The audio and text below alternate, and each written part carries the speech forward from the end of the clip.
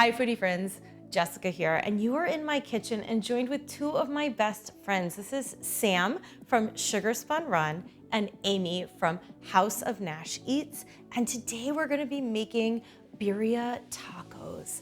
These tacos are traditionally made with goat, and today we're gonna be making them with a tender chuck roast, one of my most versatile cuts of meat. And you know me, I literally wrote the book on beef. So let's get started.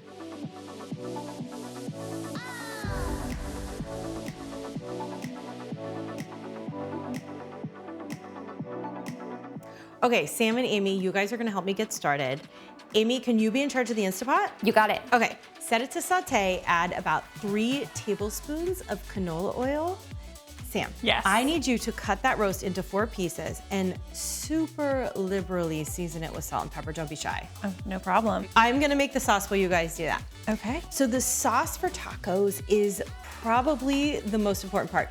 It is going to season the beef, it's gonna tenderize the beef, and it's gonna give it that signature flavor. We are going to start with 1 yellow onion, and this is all gonna go into a blender. You can also use a food processor, and if you don't have either of those, you can use a large bowl with an immersion blender.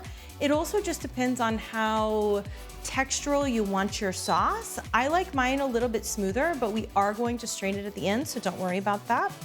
We've got 1/4 cup of stewed tomatoes, just out of a can with the juice. Instapot's going, we hear that beep.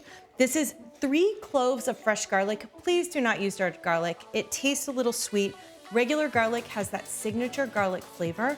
And you know me, I measure it with my heart. So if you wanna go a little bit more over, go for it. That in there. So Jessica, I'm very excited about this. I've never had this before. Can you tell me a little bit about the history of these tacos or what they even taste like? They are really unique because we are going to take corn tortillas. We are going to dip them in this broth after it cooks. And the fats from the broth are going to heavily flavor the tortilla. Put it into a nice cast iron pan, super hot, and it's gonna crisp up, almost like a tortilla chip, right? With the shredded beef in the middle, and then we're also gonna use some gooey cheese. Ooh. But the broth gets used again, which I think is what makes them so unique.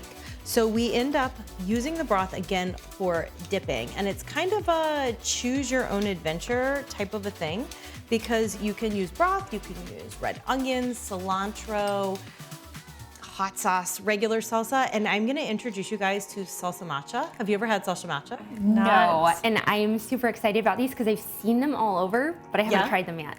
They are amazing. So salsa macha is something that you're gonna get more of a California style taco, and sometimes it's made with peanuts, sometimes it's made with pistachios, other types of nuts. It's a very textural salsa, but that's also what I love about the sauce. You can make it in different levels of spice and different levels of smokiness, depending on what your family wants. So like, obviously I have little kids and I use a little bit tamer flavors, but when it's just my husband and I, we definitely amp up some of the other flavors. I say bring the heat. Bring the heat, you got it. Because if you don't have like sweat beads on your nose, not hot eth, right? Okay, perfect. How are you on heat? Oh, I'm good with heat. You're good with heat? Yeah. Okay, so we're gonna use some warm spices. I have cloves, I have cinnamon, I have paprika, I have an ancho chili pepper, which is more of a smoky pepper. We have ground cumin and oregano. We're gonna use chipotle peppers in adobo sauce. Have you guys had these before? Yes, love the flavor. Okay, you're saying bring the heat, you're saying bring the heat. It's on. So you can use 2 to 3 peppers. We're gonna go with 3 peppers today because these ladies, I'm gonna make them sweat. Okay, so guys, if you can take this beef, put it into the Instapot and brown it on all the sides. Browning is so important when it comes to beef. Browning gives it extra flavor, and all of those little browned bits are gonna be flavor bombs in our broth when we pour the broth into the beef. So go ahead and get those started. Okay, I got it. The cinnamon is an interesting addition. I hadn't expected that. Really? Yeah, Oh my I hadn't. gosh. In a lot of Mexican dishes, including birria tacos, cinnamon, cloves, other really warm spices are really common. Okay. Well, it's kind of like a mole, right? They'll add chocolate or other flavors like that. Like cocoa and stuff along those lines, 100%. And I love it. It really brings out an unexpected, I can't quite put my finger on that type of flavor. So to balance that all out, I am going to use some apple cider vinegar. It's about 1/4 of a cup, but you know me, I eyeball things. It's probably a little bit more. One of the things that I love about this recipe is that it's very versatile. So if you don't have all of the spices, or you need a little bit more or a little bit less, or just want a little bit more or a little bit less of one flavor, feel free to adjust it and customize it to your own flavor profile. I'm gonna add 2 cups of water. We're gonna thin out the sauce a tad so that it can really cover and encompass all the meat while it's in the Instapot, but also the fact that the Instapot will get a burn notice if it doesn't have enough liquid in there. You guys have all had a burn notice, right? Oh, I've been there. Yep. And actually the meat is, I think, seared on all sides. Awesome, it's ready to go. We're gonna give this a couple of blitzes.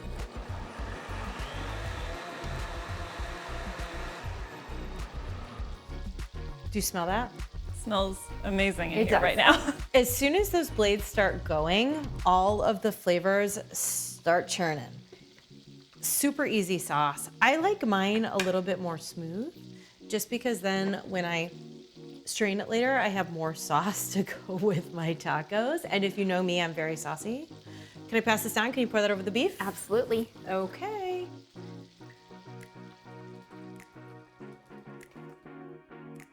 Thank you, Amy. If you can put the top on, lock it in place, seal it.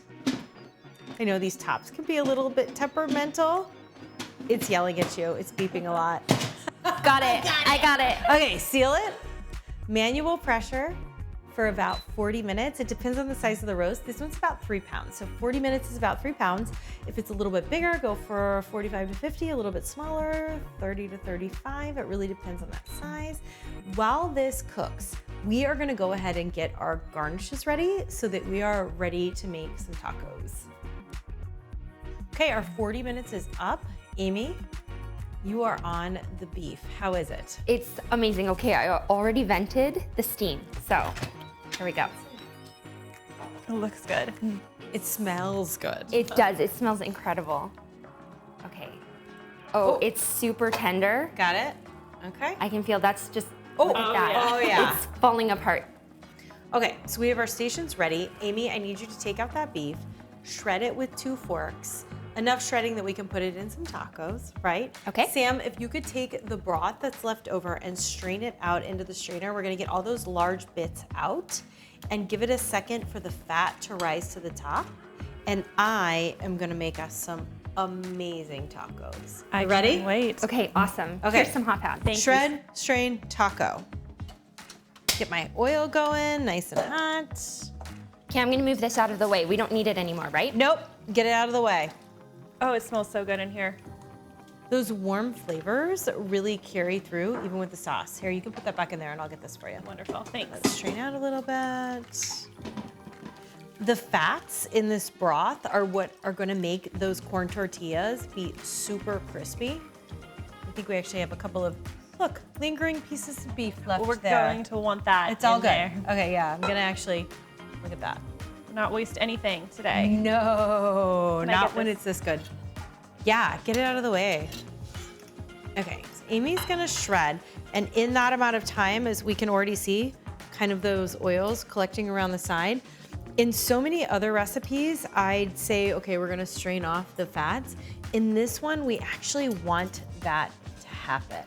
We have our corn tortillas. We're using a white corn tortilla, but you can totally use a yellow corn tortilla too. We're gonna dip it into the broth, and that fat layer on the top is what's gonna give us a crispity crunchity on that taco.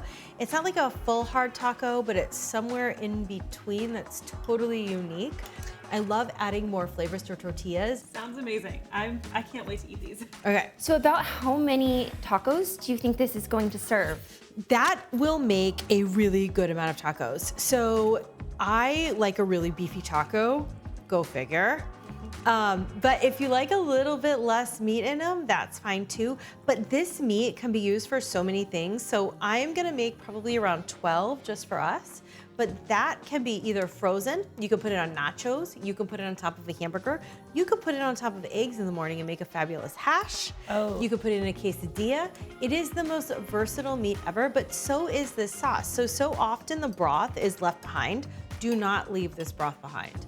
either freeze it or do something else with that because it can be used for quesadillas, nachos, beef, anything else that needs a really hefty punch of flavor. It's your go-to sauce. This is liquid gold, is what you're telling me. Liquid gold. It smells too good to waste. We won't waste it. We will not waste it. We will not waste it. Okay, Jessica, I think I've got this all shredded. It was so easy. Excellent. Let's make some tacos. I can't wait. Okay, so we have our tortillas. What we're gonna do is we're gonna utilize the fats in this broth, dip it in, get it nice and close to your station just because you don't want to lose the tortilla, and drop it in. Do you hear that sizzle? Oh yeah. Can you scoot that beef just a tad bit closer? Yep. I'm gonna put in a little bit of shredded beef, or a lot of shredded beef. How beefy do you guys like your tacos? Medium beef. Medium beef? I like mine beefy. Beefy? Yeah. We've got Oaxacan cheese. I like mine cheesy. Cheesy. Same. Fantastic. We've got this sizzling. We're gonna flip it over. That cheese is gonna melt, and it's basically the glue that binds it together. So I like a super full beefy taco. With these, you're actually a little better off going a little bit thinner so it can sandwich together like a grilled cheese sandwich. We'll let the tortilla get a little brown and crunchy. So Jessica, what if you can't find this cheese? Are there substitutes that work? Yes, Monterey Jack is probably gonna be like your better, easiest to find cheese, but if you wanna use a pepper jack, even a white cheddar or a yellow cheddar, perfectly fine in my book. You know what's really important? That it's your favorite cheese. Okay, I love it. That's really the important part. Okay, I'm switching out these tongs for a spatula. Now for the tortillas, I know you said corn tortillas. Can flour tortillas be used or would it just not work? You can use a flour tortilla, but it's not gonna crisp up the same. Like tortilla chips, things along those lines, use corn. And the corn fries very differently than flour. That makes sense. Yeah. And probably not as traditional either. Even those, though, that aren't usual fans of corn tortillas really like this type of taco because it gets nice and crunchy. Sometimes you get that gummy tortilla and you're not gonna get that in this. So we're gonna fry these up. Depending on how large of a pan you have is how fast you can make this happen. If they tear a little bit, that is perfectly okay because that cheese is gonna hold it all together. It's like the glue. They don't have to be perfectly crispy. They don't have to be perfectly browned. You just want them to be a little bit cooked, and there you go. Pretty easy. That is pretty easy.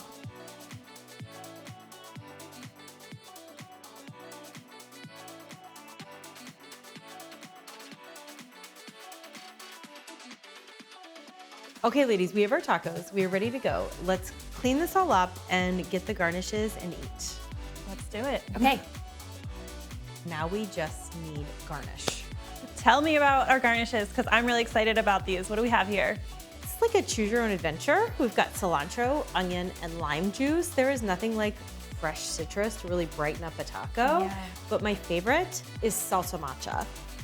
So tell me about the salsa macha. It is gonna blow your socks off. Okay. So salsa macha, this one is made with a grapeseed oil. It has chilies. I use New Mexico chilies, but you could really give it a much more punchy aspect if you wanted to use a spicier chili.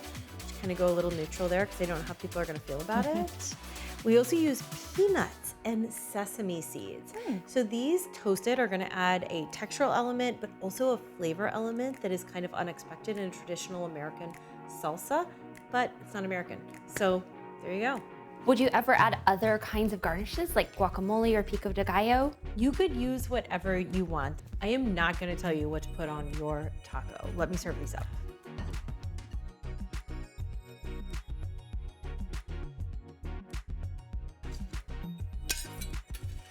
The smell on these is amazing. It's a little bit spicy, a little bit smoky, tad bit sweet. I want to see how heavy you go with that sauce right there. So I've never had it before. I really like spice, so I'll probably go pretty heavy on it. You can also use the birria sauce on the side and dip it in or use it like a spoon, okay?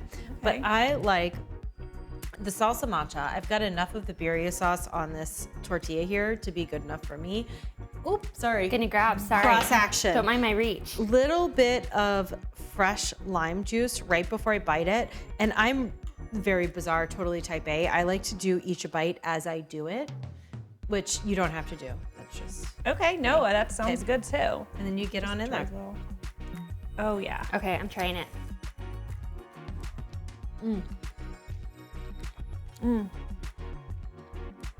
Jessica, these are, me a napkin. these are amazing. This is absolutely incredible. Wow. The flavor is amazing. I love the melty cheese in it, and that squeeze of lime on top like cuts that oil from the sauce, but it's so good together. Yeah, this is amazing. One of my favorite dishes, hands down. No one ever says no to these. Oh, I get that. And I'm actually surprised how quickly everything came together. There are a couple steps, but nothing was too crazy. I feel like I could make this at home, like for my family. And make ahead, because all of this can be made ahead and frozen. It's perfect for Taco Tuesday, or if you're having a big meal, I love tacos. make your own taco. Cinco de Mayo, this is what I'm making this year. Great idea. You should make it with churros. Great idea, I love it. From my kitchen to yours, have a great day.